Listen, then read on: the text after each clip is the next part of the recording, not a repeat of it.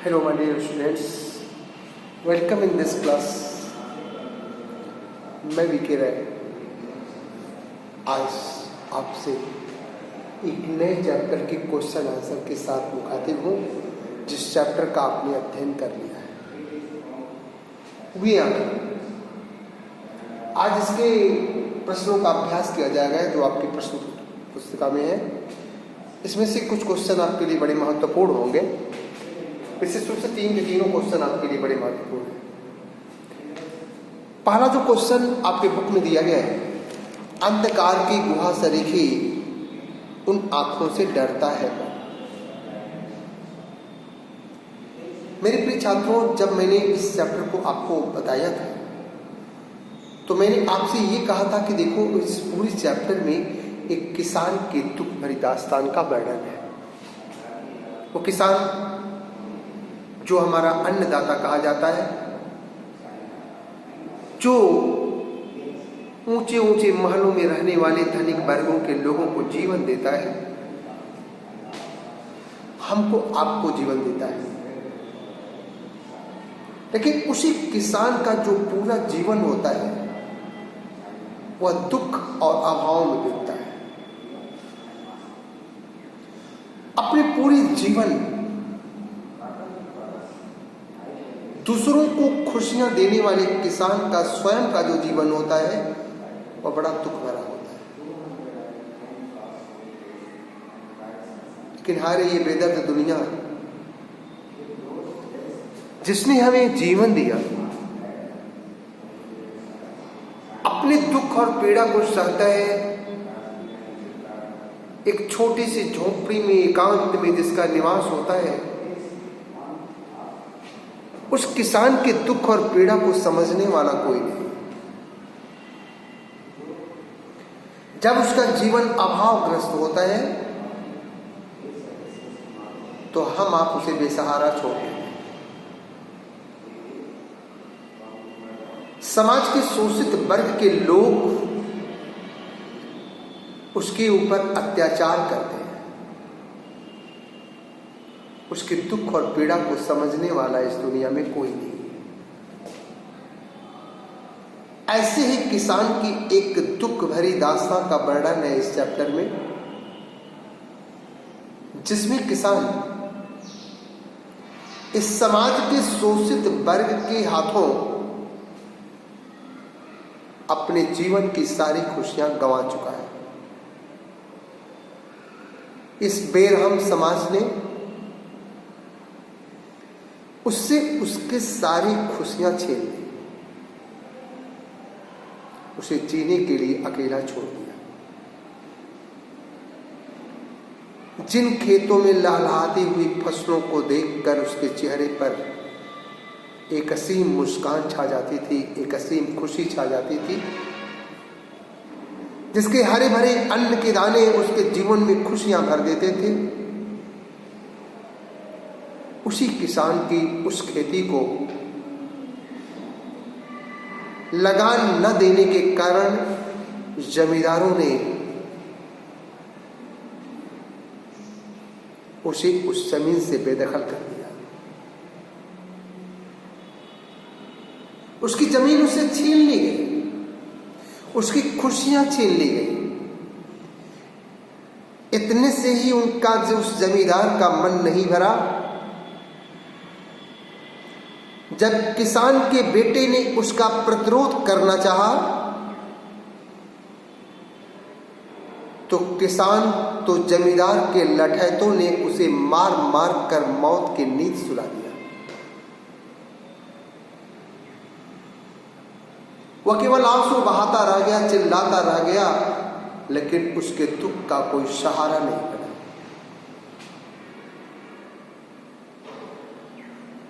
अभी दुखों का पहाड़ उसके ऊपर इस समाज ने और भी डाला।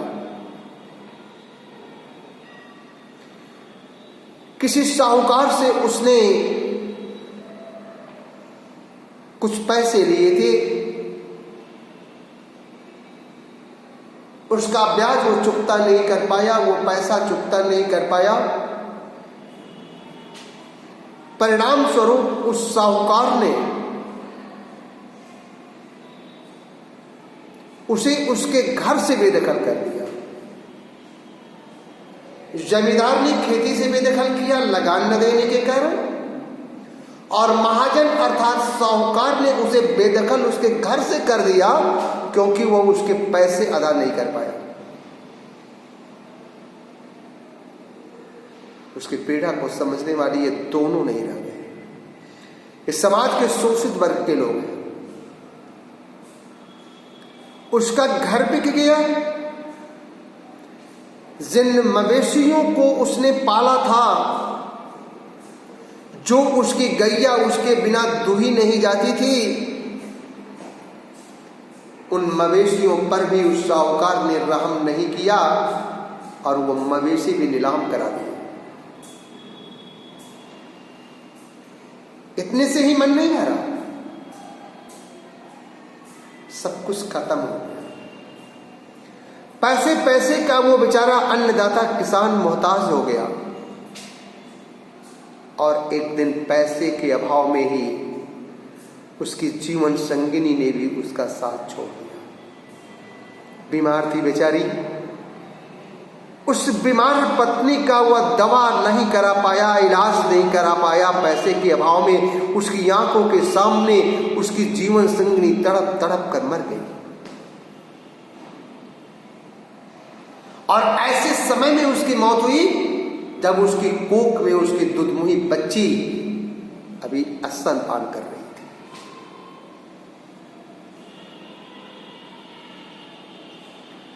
वह दुधमुही बच्ची भी अपनी मां के मरने के 2 दिन बाद दूध के अभाव में तड़प तड़प कर दम तोड़ दी।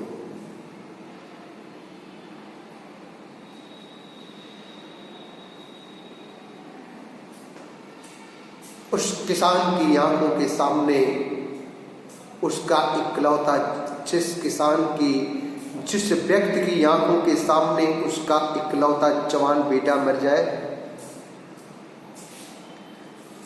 जिसकी जीवन संगिनी उसका साथ छोड़ दे, और उसकी आंखों के सामने दुधमुही बच्ची तड़प तड़प कर दूध के अभाव में मर जाए, सोचा जा सकता है कि उस किसान की आंखों की पीड़ा, उस किसान की आंखों से बहते हुए आंसू को देखने का साहस क्या कोई लगा सकता है? हाँ, केवल शोषित वर्ग के लोग उसकी आंखों में निहार सकते हैं, क्योंकि उनके दिल में दर्द नहीं होता, वे संवेदनशील इंसान नहीं होते। लेकिन एक संवेदनशील इंसान यदि होता है, एक भावनात्मक इंसान यदि हो, तो वह उन आंखों में कभी निहार नहीं सकता, क्योंकि उन आंखों में अपनी खेती को खोने का गम है, अपने जवान बेटे को अपनी आंखों के सामने तड़प तड़प कर मरते हुए देखने का गम है, अपनी जवान, अपनी जीवन संगिनी, अपनी दुधमुही बच्ची को अपनी आंखों के सामने मरते हुए देखने का गम है। उसकी आंखों के आंसू में देखने की जरूरत भला एक भावनात्मक इंसान को कभी नहीं हो सकती। क्यों?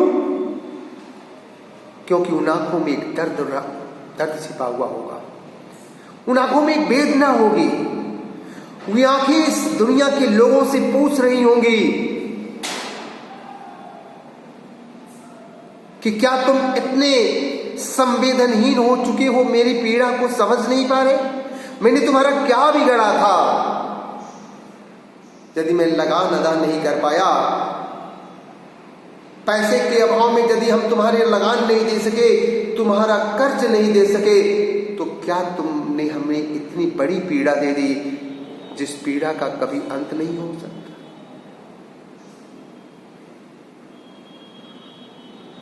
इतना ही नहीं, बच गया कौन? उस परिवार में बचा केवल एक किसान और उसकी वह विधवा बहू जो कभी घर आई थी विदाई करा के, उसके घर की बहू बनकर के। तो जिस बहू को दुनिया ने, समाज ने लक्ष्मी के रूप में कहा था, उस जवान बेटे के चले जाने के बाद वही कुलक्षणी हो गई। समाज उसी कुलक्षणी का ताना देने लगा। उस ताने की पीड़ा को भी किसान और बहुत सहते रहे, लेकिन एक दिन हद होगी जब शहर का कोतवाल अकारण उसकी बहू को थाने पर बुला लेता है और लोक लाज के भय से जब वह थाने से वापस आती है तो लोक लाज के भय से कुएं में छलांग लगा देती है और अपनी इह लीला को समाप्त कर देती है। एक तरीके से किसान की खुशी की दुनिया ही उजड़ गई। उसकी आंखों के सामने एक एक कर उसके लोग साथ छोड़ते चले गए, उसका सब कुछ समाप्त हो गया। उस किसान की पीड़ा का वर्णन कवि के अंदर करने का साहस नहीं रह गया, उन आंखों में देखने का साहस नहीं रह गया, लेकिन कवि हमको, आपको, समाज को बताना चाहता था कि सभ्य समाज के ये प्राणी एक अन्नदाता की पीड़ा को समझ नहीं पाए। हमें बेरहम नहीं होना चाहिए, हमें समाज में इस प्रकार से संवेदनहीन नहीं होना चाहिए, बल्कि हर एक की पीड़ा को समझने का प्रयास करना चाहिए। विशेष रूप से उस किसान की पीड़ा को जरूर समझने का प्रयास करना चाहिए जो किसान हमारा अन्नदाता है, जो किसान हमें जीवन देता है, जिस किसान की खुशियों को देने का इस समाज को अधिकार है। उस किसान की पीड़ा को समझने का अवश्य प्रयास करना चाहिए। अंत में यह कवि लिख रहा है कि दुनिया में तो सब कुछ हो सकता है, धन हो सकता है, खेती हो सकती है, घर में दूसरी बहू आ सकती है, घर में दूसरी पत्नी आ सकती है, सब कुछ हो सकता है, लेकिन इकलौता बेटा फिर नहीं मिल सकता। घर का चिराग यदि बुझ जाए तो फिर घर का चिराग रोशन करने वाला दूसरा नहीं हो सकता। कितनी पीड़ा भरी दास्तान है इस कविता में, जिसका शीर्षक कवि ने दिया हुई आंखें। हुई आंखें से संकेत कवि का उस किसान की दर्द भरी आंखों की तरफ है, जिस किसान की आंखों में गरीबी और विवशता की आंसू भरे, जिस किसान की आंखों में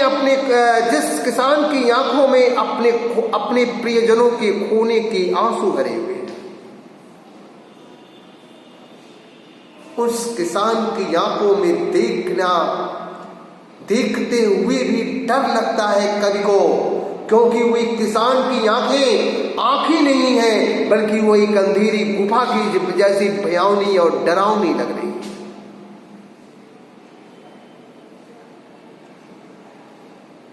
तो मेरे प्रिय छात्रों, ये पूरे चैप्टर की यही समरी थी, और उसी समरी के अंतर्गत जो पहला प्रश्न आपके बुक्स में दिया गया है कि अंधकार की गुहा सरीखी उन आंखों से डरता है मन। आमतौर पर हमें डर किन बातों से लगता है, ये पहला क्वेश्चन है। तो उन आंखों से आपको डर लगता है, स्वाभाविक सी बात है। उन आंखों में आप देख नहीं सकते, उन आंखों से आंखें नहीं मिला सकते जिन आंखों में निर्दयता का भाव होता है, जिन आंखों में क्रोध का भाव होता है, जिन आंखों में दुख का भाव होता है, उन आंखों में से आंख आप नहीं मिला सकते। हाँ, आंखें किसी की आंखों से मिलती हैं जब आंखों में प्रेम रहता है। प्रेम भरी आंखों को तो आप निहार सकते हैं, लेकिन जिन आंखों में दुख का भाव भरा हो, जिन आंखों में क्रोध का भाव भरा हो, जिन आंखों में निर्दयता का भाव भरा हो, उन आंखों से हम कभी भी अपनी आंखें मिला नहीं सकते। ये पहले क्वेश्चन का आंसर होगा। दूसरा क्वेश्चन है, उन आंखों से किसकी ओर संकेत किया गया है? अभी हमने बतलाया कि उन आंखों से किसान की दुख भरी आंखों की तरफ संकेत किया गया है, किसान की विवशता और लाचारी भरी आंखों की तरफ संकेत किया गया है। तीसरा क्वेश्चन दे रहा है कि कवि को उन आंखों से डर क्यों लगता है?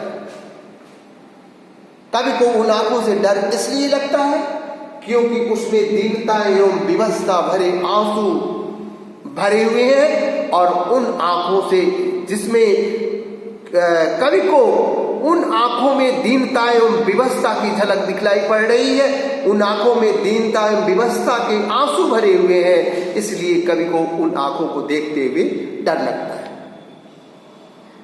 इसका जो चौथा क्वेश्चन दे रहा है कि डरते हुए भी कवि ने उस किसान की आंखों की पीड़ा का वर्णन क्यों किया, तो आपका जवाब होगा कि डरते हुए भी किसान ने उन आंखों की पीड़ा का वर्णन इसलिए किया क्योंकि उस किसान का जीवन कभी स्वतंत्र हुआ करता था। उस किसान के जीवन में कभी स्वाभिमान का भाव भरा रहता था, क्योंकि वह समाज का अन्नदाता था।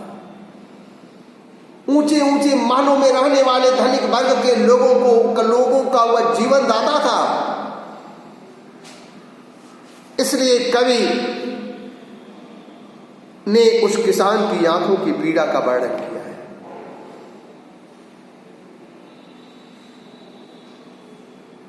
आइए क्वेश्चन नंबर 2 की तरफ चलें। कविता में किसान की पीड़ा के लिए किन्हें जिम्मेदार ठहराया गया है? तो आपका जवाब होगा कि कविता में किसान की पीड़ा के लिए जमींदार, उसके लठैत, साहूकार और कोतवाल को जिम्मेदार ठहराया गया है, क्योंकि समाज का यही वो शोषित वर्ग था जिसने हंसते विहंसते किसान की दुनिया को उजाड़ दिया, उसे जीवन भर का गम दे दिया।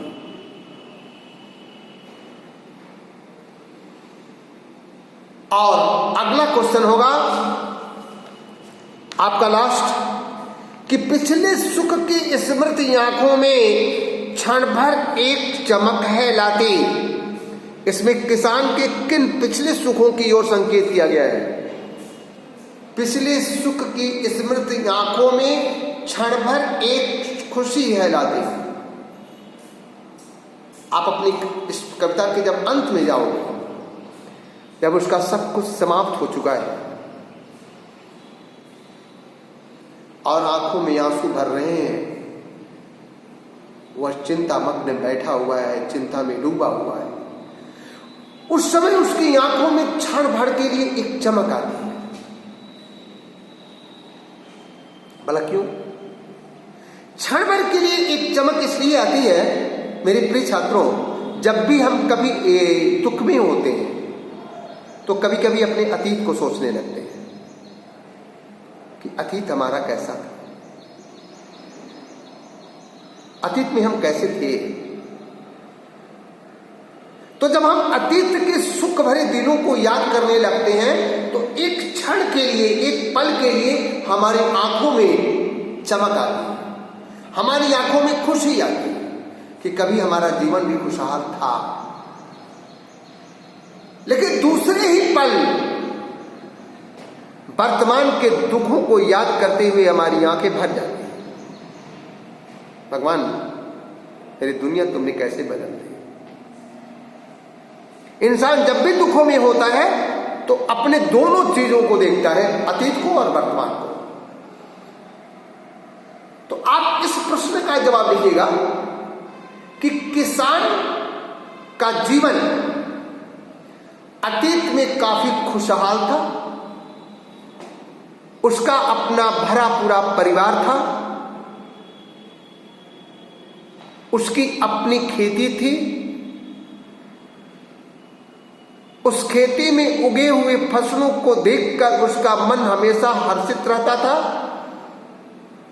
अपने परिवार के साथ वह काफी खुशहाल रहा करता था, इसीलिए उसकी आंखों में एक पल के लिए चमक पैदा हुई।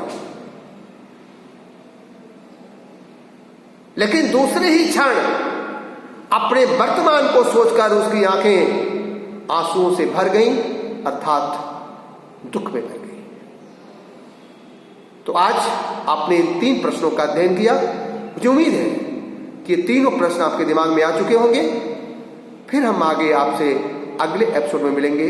तब तक के लिए मुझे आज्ञा दीजिए। नमस्कार।